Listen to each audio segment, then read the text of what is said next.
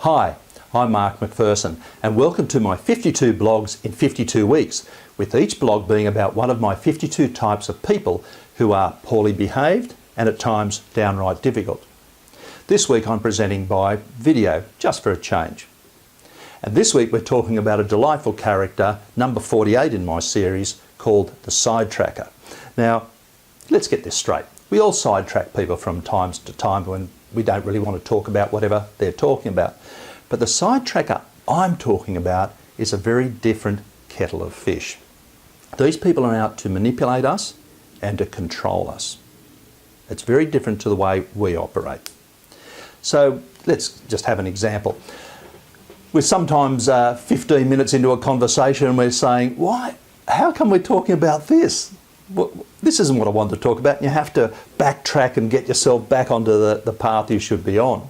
An example of this would be, let's say we've got a staff member who was to give us a report yesterday at 2 p.m. and here we are today and the report isn't done. So we're having a conversation with them about this, and suddenly we realise we're off talking about the photocopier, staff meetings or whatever it happens to be, and we need to get them back on track. Now I have a script for that. I call it the anatomical script, and if you'd like to know more about that, please contact me. But there's times we need to get these people back on track by saying, using their name, or sorry, whatever it happens to be, John, because sometimes you sort of got to say it more than once to get them back on track. And then you can talk about the fact that they were going to hand in a report at 2 p.m. yesterday, it's not due, etc. But you've got to take control of these conversations, and it's important. Not unfairly, not rudely, but you do need to take control. Now the second type of these conversations where the sidetracker gets involved is when you have an opportunity to nip it in the bud before you go down that path. So here's an example. We're having some building work done at our place, and the builders next door had done some damage to our property. Now, I have a standard of behaviour, that is, you don't do damage to people's property, but if you do, you go and tell them about it and apologise and pay for the repairs. But anyway, I went out to speak to the building's site manager. His name was Warren, and as I got up close to Warren, he does this to me. Hi Mark, saw your wife yesterday. Whoa, lucky man. Hey, how long have you been married? That's a sidetrack. I reckon he knew exactly what I needed to talk about, and he wanted to take me down some other path.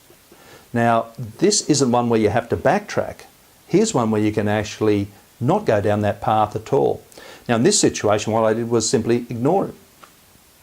I simply said, Warren, what I need to talk to you about is the damage that's been done to our property, and that was the conversation. See, as soon as you say something like, oh look, I'm not going to talk about that now, you really are already talking about it. It's best to simply ignore it if you can. Now, it gets even more complicated because there's two more issues we need to talk about. And one of those is whether the person really needs to listen or not. Or whether you can get away with just saying the words. Now, let me give an example. Let's get back to our person who hasn't handed in the report on time. You really have to get them to listen to you so you can tell them what you need to tell them. But there are other occasions when you don't really have to worry about whether they took it on board or not. And let me give you an example of that one. A friend of mine is in customer service, phone customer service, and sometimes people are abusive.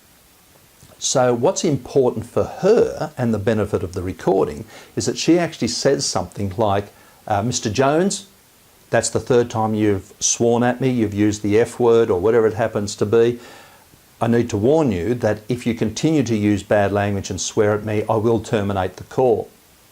Now, interestingly enough, in that particular situation, it doesn't really matter whether you think they took it on board or not. What the tape is interested in is what supervisors are interested in. Did you actually say the words? So, let's just recap. Sidetrackers actually take us down paths which we really shouldn't go, because there are times when the clever sidetracker will never let us recover. However, We all do a bit of sidetracking in our life, that's true, but the sidetracker, very different kettle of fish. Sometimes we're in a conversation, we need to backtrack and take control of it and talk about what we need to talk about. But there's other occasions where we can simply nip it in the bud, ignore their sidetrack and get on with the business. And on top of that, the issue is, do we really need to get them to pay attention to the words? Or is it a situation where we can simply forge ahead, say what we need to say, so it's recorded either by a proper recording or other people have heard it.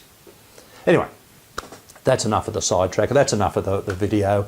If you want to talk about this stuff, please give us a call. On my website, for example, and you'll even find it on the blog, how to contact me. Book yourself in for a call and let's have a chat. Now, whatever you're doing, I hope you're having a great time. Have a great day and all the very, very best to you.